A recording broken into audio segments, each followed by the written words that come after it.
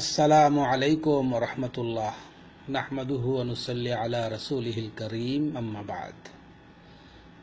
কাতার থেকে আমাদের ইমামুল ইসলাম ভাই উল্লেখ করেছেন যে কিছু কথা ছোটকাল থেকে শুনে আসতেছেন সিয়াম সম্পর্কে, যে যদি সিয়ামরত অবস্থায় ব্রাশ করলে বা মেসওয়াক করলে রক্ত বের হয়, তাহলে সেগুলি করা যাবে না, কেননা করলে রোজা হালকা হয়ে যাবে। এমনিভাবে নখ কাটা, চুল কাটা বা আরও যে রয়েছে পরিষ্কার পরিচ্ছন্নতার বিষয় মানুষের জন্যে, সেগুলোই করা যাবে না, করলে রোজা হালকা হয়ে যাবে। এবং আমি বলবো যে যেমনটা আপনি ছোটোকাল থেকে শুনে আসতেছেন, আমরাও ঠিক এমনটাই শুনেছি। এটা আমাদের মাযহাবী সমাজে প্রচলিত আছে এমন কিছু মাসলা মাসায়েল যেগুলো সঠিক নয়, সেগুলো তারা নিজেরাই আবিষ্কার করেছে ধারণা করে।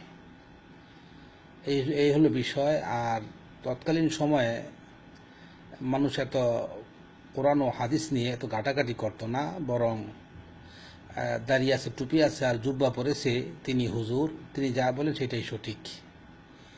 এভাবেই চলে আসছে আমাদের মাযহাবী সমাজ, যার ফলেই এমন কিছু মাসলা মাসাইল রয়ে গেছে সমাজে প্রচলিত, যেগুলো আসলে সঠিক নয়, কোরআন সুন্নাহ সমর্থিত নয়।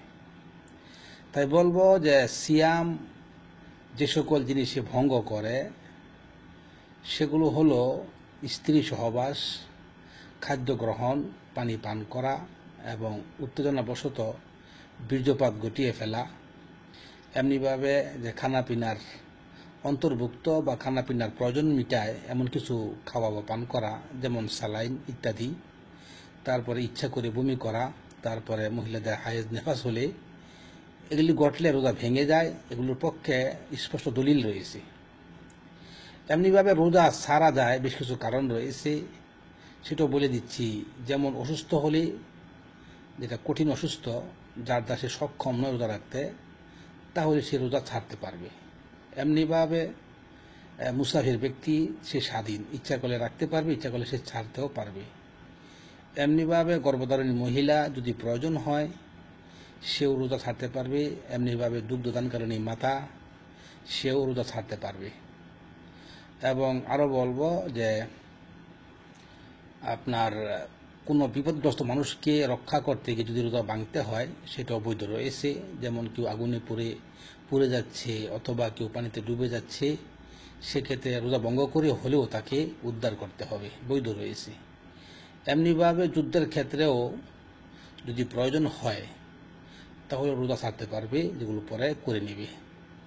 এই হলো বিষয়। তাই বলবো যে কোনো মানুষের পায়রিয়া রোগ আছে, দাঁতের মাড়ি খুবই দুর্বল, একটুখানি আঘাত হলেই রক্ত বেরিয়ে আসে, সেটা হাত দিয়ে হলেও অথবা ব্রাশ দিয়ে হলেও বা মেসওয়াক দিয়ে হলেও রক্ত বেরিয়ে আসে। তো সেক্ষেত্রে সে মাজুর। অতএব সে ব্রাশ করলে বা দাঁত মাজন করলে যদি রক্ত বেরিয়ে আসে, এতে রোজা হালকা হবে না ইনশাআল্লাহ, কোনো সমস্যা নেই। ঠিক এমনিভাবে নখ কাটা, চুল কাটা, এতে রোজার উপরে কোনো প্রভাব ফেলে না। এগুলো রোজা ভঙ্গের বা রোজা দুর্বল হওয়ার কোনো কারণ নয়। এ মর্মে কি বলে আপনার কিছু বর্ণিত হয়নি। তাই বলবো যে সম্পর্কে বলা হয়েছে স্পষ্ট করে, যেমন ফায়েসা কথা বললে, অতিরিক্ত কথা বললে রোজা হালকা হয়ে যায়, যেগুলো মানে ইসলামে পাওয়া যায় যে সম্পর্কে। তারপরে মিথ্যা বললে ধমক এসেছে রোজা অবস্থায়, এরকম বেশ কিছু রয়েছে যেগুলো সমর্থিত, যেগুলো থেকে আপনার বেঁচে থাকা জরুরি। কিন্তু যেগুলো আসলে মানুষের জীবনে প্রয়োজন, যেটা আপনি উল্লেখ করেছেন, যেমন নখ কাটা, দাঁত পরিষ্কার করা, চুল কাটা, প্রয়োজন হলে সেগুলো অবশ্যই করবে মানুষ। তো এগুলো আসলে রোজা হালকা হওয়ার বিষয় নয়। আলহামদুলিল্লাহ, আল্লাহ পাক বান্দার প্রতি জুলুম করেন না।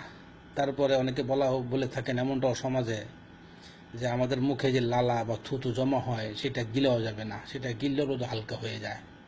তো এগুলো আসলে এইভাবে চলে আসছে সমাজে, যেগুলোর ভিত্তি নেই। তাই আবারও বলবো, যেটা আপনি উল্লেখ করেছেন, দাঁত মাজন করতে গিয়ে যদি রক্ত বেরিয়ে আসে, এতে রোজা হালকা হবে না ইনশাআল্লাহ, ভঙ্গ হওয়ার তো প্রশ্নই আসে না। এমনিভাবে নখ কাটা, চুল কাটা, এটা সিয়াম কোনো বাধা প্রদান করে না। আশা করি বুঝতে পেরেছেন। জাযাকাল্লাহু খাইরান।